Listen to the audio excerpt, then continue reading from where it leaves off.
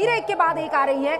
ये इजराइल की तस्वीर है। गलीली उत्तरी इजराइल का एक शहर है जहां पर अटैक, धुएं का गुबार आपको दिखाई दे रहा होगा, यानी जो आयरन डोम है उसे भेदती हुई कुछ मिसाइल्स जो ईरान की तरफ से दागी गई थी और यमन की तरफ से दागी गई थी। वी डू नॉट नो, ये हो सकता है कि ईरान की तरफ से जो लगभग 105 मिसाइलें बैलिस्टिक दागी गई है उनमें से एक गलीली पहुंची है और वहां पर उसने बड़ा नुकसान पहुंचाया है। हालांकि इलाके को देखकर आप अंदाजा नहीं लगा सकते हैं क्योंकि दूर से ली गई ये तस्वीर है। जहां से ये तस्वीर ली गई है वो रिहायशी कम और ग्रासलैंड या ग्रीनलैंड ज्यादा दिखाई दे रहा है, लेकिन जहां धुएं का गुबार है उसके बारे में अभी हमें कोई जानकारी नहीं है। लेकिन हाँ, सायरन लगातार आप सुन पा रहे होंगे। शैलेंद्र वांगू भी हमारे साथ मौजूद है। शैलेंद्र भाई, इजराइल में हिंदुस्तानी बहुत से तादाद में है, चाहे वो बच्चे हों चाहे वो प्रोफेशनल्स हों।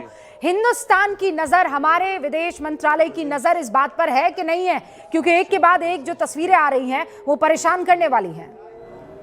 इनफैक्ट ईरान में भी देखिए दो अहम बातें रूबिका, पहले बिल्कुल देखिए दो अहम बातें रूबिका की। देखिए पहले तो ये कि ईरान में इस वक्त करीब 10,000 भारतीय नागरिक रह रहे हैं, चाहे वो स्टूडेंट्स हो या पिलग्रिम्स हो या टूरिस्ट हो या बिजनेसमैन हो। करीब 10,000 ऐसे लोग हैं भारतीय जो वहाँ पर रह रहे हैं। इससे पहले भी जब हालात बने थे जंग के तो इवैक्यूएशन की बात हो रही थी, लेकिन फिलहाल जिस तरह के हालात बने हैं हमारे सूत्र ये बता रहे हैं कि भारत सरकार नज़र बनाए हुए है, लेकिन फिलहाल इवैक्यूएशन को लेके कोई फाइनल डिसीजन नहीं लिया गया है क्योंकि फिलहाल वहाँ पर एयर स्पेस पूरी तरह से बंद है। इसी बीच 23 फरवरी को एक एडवाइजरी जारी की गई थी और आज भी एक एडवाइजरी जारी की गई है। पिछले एडवाइजरी में कहा गया था कि जो भी भारतीय वहां पर है वो तुरंत by available commercial means Iran तुरंत छोड़ दे, क्योंकि वहां पर रहना इस वक्त सेफ नहीं है और कोई भी नॉट रिक्वायर्ड जो ट्रैवल हो ईरान के लिए ना करें। इसी बीच लगातार ये भी खबर आ रही है हमारे पास कि फिलहाल पूरी तरह से बैन है ना, पाबंदी है ना ईरान में अभी तो। बिल्कुल, देखिए इंटरनेट जो हमारे पास जो खबर आ रही है, इंटरनेट वहाँ पर बंद किया गया है, लेकिन ईरान की जो कुछ पर्सनल ऐप्स हैं, जो ईरानियन ऐप्स हैं वो फिलहाल चल रही हैं, उसके जरिए कम्युनिकेशन हो पा रहा है। लेकिन इंटरनेट पूरी तरह से तो बंद कर दिया गया है, लेकिन ईरानियन ऐप्स अभी भी वहाँ पर चल रही हैं, जिसके जरिए जो वहाँ पर स्टूडेंट्स हैं वो लगातार यहाँ पर संपर्क में बने हुए हैं। हालांकि वहाँ पर डर का माहौल है, भय का माहौल है। इससे पहले भी हमने देखा था कि न सिर्फ कौम बल्कि जो अन्य इलाके हैं, तेहरान है या फिर इस्फहान है, जहाँ पर भारतीय स्टूडेंट्स मेडिकल की पढ़ाई करने के लिए वहां जाते हैं और पिछले दिन उनकी दुविधा ये थी कि अगर वो वापस लौट आते हैं तो उनकी पढ़ाई का क्या होगा। लेकिन ऐसे में उनकी सुरक्षा सबसे बड़ा मुद्दा है और लगातार भारत सरकार संपर्क में बनी हुई है। और हमारे पास जो रिपोर्ट्स आ रही है उसके मुताबिक किसी भी भारतीय के अभी तक किसी हताहत होने की कोई रिपोर्ट आपके सामने नहीं आई, जो कि एक राहत की बात है। लेकिन ये जरूर है कि किस तरह से इस जंग के माहौल में भारतीय नागरिकों को वहां से सुरक्षित निकाला जा सके। इससे पहले भी हमने देखा है कि भारत सरकार की तरफ से ऐसे कई मिशन ऑपरेट किए गए, चाहे यूक्रेन हो या ईरान। इससे पहले ईरान में भी ऐसा हो चुका है कि वहां से कैसे उनको सुरक्षित वापस बाहर निकाला जा सके। लेकिन फिलहाल उनकी सुरक्षा को ध्यान में रखते हुए जो भारतीय दूतावास तेहरान में है उन्होंने सभी भारतीयों से कहा था कि वो अपने डिटेल्स रजिस्टर करवाएं तेहरान में जो भारतीय एम्बेसी है उनके पास में, ताकि कभी भी अगर इवैक्यूएशन का मौका मिलता है, क्योंकि ऑलरेडी इन सब चीज़ों के लिए पहले से ही इस तरह की प्लानिंग्स होती हैं, इवैक्यूएशन प्लान्स पहले से तैयार रहते हैं। लेकिन फिलहाल जो वहाँ पर सिचुएशन डेवलप हो रही है उसको लेकर भारत सरकार लगातार नजर बनाए हुए है। हालांकि आपको ये भी याद दिला दें कि अब से 2 दिन पहले ही प्रधानमंत्री मोदी भी इजरायल गए थे और इजरायल में जिस तरह से उनका रिसेप्शन हुआ था, तो ऐसे में अब सवाल ये भी खड़े हो रहे हैं कि क्या ये बात आप कर रहे हैं। एक तो वो लोग, आपने कहा कि बहुत सारे पिलग्रिमेज भी वहाँ मतलब बहुत सारे वहाँ पर जो ज़ियारत करने के लिए पहुंचे होंगे वो लोग भी होंगे, तो उस लिहाज से तो बहुत सारे ऐसे क्रू मेंबर्स भी होंगे अलग अलग एयरक्राफ्ट्स के जो वहाँ पर मौजूद होंगे और अब वो नहीं आ सकते हैं। They will have to stay there until unless चीज़ें क्लियर हो सके। बिल्कुल देखिए फिलहाल क्योंकि इस वक्त एयर स्पेस बंद कर दिया गया है इसराइल में भी और ईरान में भी, कुछ लोग ऐसे भी हैं जो इसराइल से लौटना चाहते थे वो भी इस वक्त फंसे हुए हैं, जो ईरान से लौटना चाहते थे वो भी आज की तारीख में वहां पर फ्लाइट्स ऑपरेट नहीं कर रही हैं। लेकिन इससे पहले जो एडवाइजरी जारी की गई थी भारत सरकार की तरफ से उसमें कहा गया था कि जो भी अवेलेबल कमर्शियल मीन्स हैं उनके जरिए तमाम जो भारतीय हैं वो खुद ही लौट आए, क्योंकि वहां पर लगातार हालात खराब हो रहे हैं। इसी बीच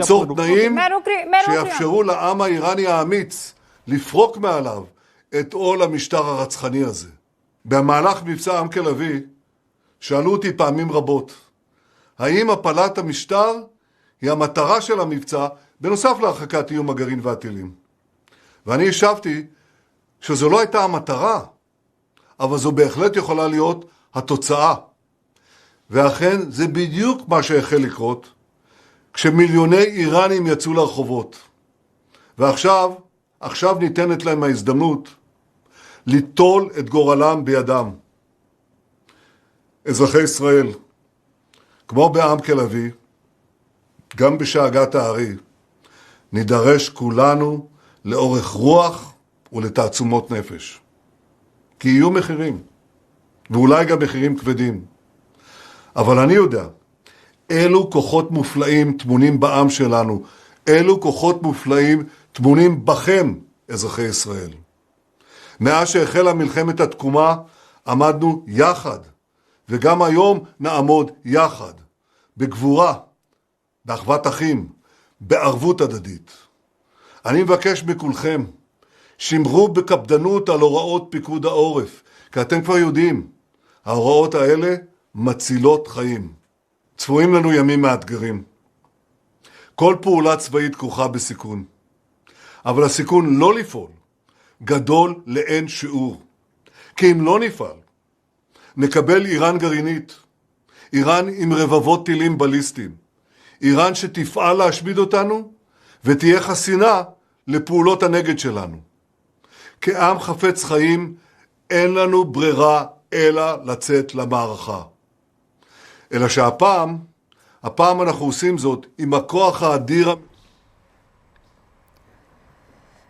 ये बेंजामिन नेतन्याहू को इस वक्त आप सुन रहे थे, बस सुन ही रहे थे क्योंकि वो हिब्रू में अपनी बात कह रहे थे और मुझे इनफैक्ट हिब्रू नहीं आती है। जितना उनके हाव भाव से समझ में आ रहा था वो इस अटैक को प्रीएम्प्टिव अटैक बोल रहे हैं, प्रीएम्प्टिव एक्शन या स्ट्राइक हो सकता है बता रहे हैं। हमारे साथ खास मेहमान बने हुए हैं गौरी शंकर जी, पूर्व एम्बेसडर हमारे साथ जुड़ चुके हैं। मंगोलिया हो, हंगरी हो, ट्रिनिडाद टोबैगो हो, इन सब के एम्बेसडर रह चुके हैं सर। बहुत बहुत स्वागत है आपका Gauri Shankar ji. My first question sir, इस वक्त जो ये हालात बने हुए हैं, इजराइल कह रहा है प्रीएम्प्टिव स्ट्राइक है, हमें लग रहा था ईरान हम पर अटैक कर लेगा। अमेरिका कह रहा है भैया किसी भी हालत में तुझे तो मैं परमाणु हथियार बनाने नहीं दूंगा और इसके लिए मुझे कुछ भी करना पड़ जाए। लेकिन ये 12 दिन का वॉर जो पिछले जून में हुआ था, मुझे लग रहा है इससे ज्यादा खतरनाक और बड़े स्तर पर यह है इस वक्त है। रूबिका जी नमस्कार। देखिए अब तो ये फुल फ्लेज्ड वार अनाउंस हो चुका है। कल तक ऐसा लग रहा था कि जेनेवा में जो टॉक्स ओमान की मध्यस्थता की बावजूद जो चल रही हैं उसमें कुछ ना कुछ फैसला हो जाएगा, क्योंकि ईरान के विदेश मंत्री ने कहा था कि बड़ी सीरियसली बातें चल रही हैं। लेकिन आज सवेरे जो डोनाल्ड ट्रंप का मैसेज आया कि ऐसा कोई थ्रिलिंग एक्सपीरियंस नहीं है हमारा, और उसके बाद नेचुरली इन्होंने आज अर्ली मॉर्निंग में अटैक कर दिया है। अभी तक जो पता लगा है कि 30-35 ठिकानों पे ऑलरेडी मिसाइल्स का अटैक हो चुका है। अब इसको ये प्रीएम्प्टिव कहें ये कहना अलग बात है, लेकिन मेरे को लग रहा है कि ईरान अब जो है फुल फ्लेज्ड वार में है, वो इनका रिटेलिएशन करेगा, इजराइल पे टारगेट बनेगा। हो सकता है अमेरिका के बेसेज हैं उनके ऊपर भी कुछ अटैक किया जाए, लेकिन ईरान की क्षमता लिमिटेड है मेरे व्यू में। वो थोड़ा बहुत डैमेज जरूर करेगा, लेकिन उसके पास वार की मशीनरी है, उसको अपग्रेड करने का पैसा भी नहीं था और उनके पास टेक्नोलॉजी भी ऐसी नहीं थी, तो कुछ हद तक वो डैमेज करेगा। लेकिन जो एयरफोर्स का जो है ये केवल ईरान वर्सेस अमेरिका और इजराइल रहेगा या इसमें बाकी मुल्क भी साथ दे देंगे ईरान का जो अगल बगल के हैं?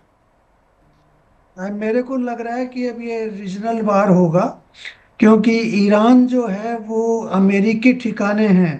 अमेरिकी ठिकाने आप देखिए बहरीन में हैं, कतार में हैं और सऊदी अरेबिया में हैं। उनके ऊपर ईरान अटैक करेगा और जैसे ही वो अटैक करेगा नेचुरली ये सब कंट्रीज भी वार में आएंगी और अमेरिका तो आ ही जाएगा। तो ये कुछ हद तक डिस्टेबलाइजिंग होगा पूरे रीजन का। लेकिन जो रीजनल कंट्रीज हैं वो अवॉइड करना चाहेंगी जहां तक हो सके। वो नहीं चाहेंगी कि उनकी कंट्रीज के अंदर इंस्टेबिलिटी आए, लेकिन ईरान चाहेगा कि उनका इन्वॉल्वमेंट हो। मैंने ईरान के बारे में पहले भी सुना है कि वो ये कह रहे हैं कि हम तो दुबई पे भी अटैक करेंगे, जहां भी अमेरिका के इंटरेस्ट हैं उनके ऊपर सब पे अटैक करेंगे।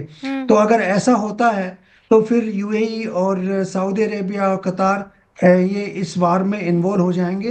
लेकिन अभी आज रात तक देखना पड़ेगा।